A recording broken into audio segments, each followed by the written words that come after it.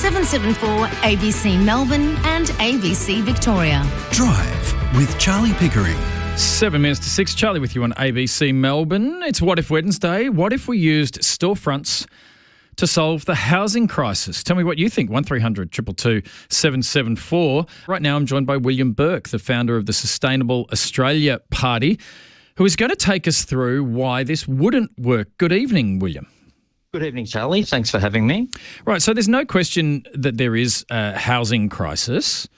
What if we turned vacant storefronts into housing? What would it mean for the local businesses?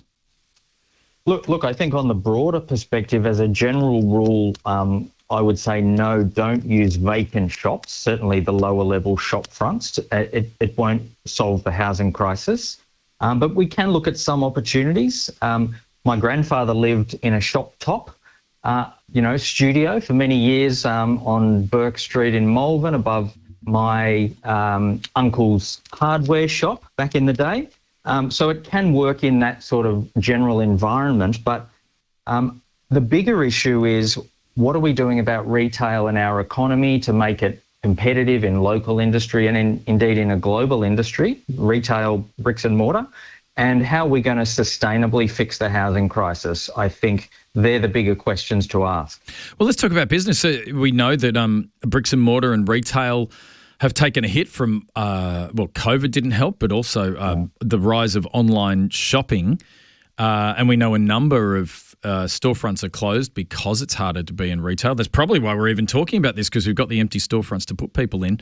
Do you think this would make it even harder for businesses to get into shopping strips? By allowing, the cannibalisation, if you like, of our commercial districts and our industrial base of the housing industry is a big problem. I've been a local councillor and a deputy mayor. I've seen a lot of housing developments happen that, if you like, cannibalise our diversity of land use, our diversity of planning. We do, and that's why the planning profession exists, because we need to reserve certain spaces for important businesses, for important infrastructure, parks, you name it.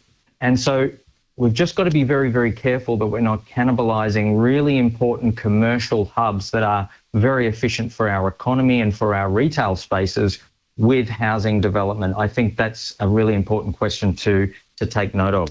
It's definitely a balancing act. William Bourke, founder of the Sustainable Australia Party, thanks for your time.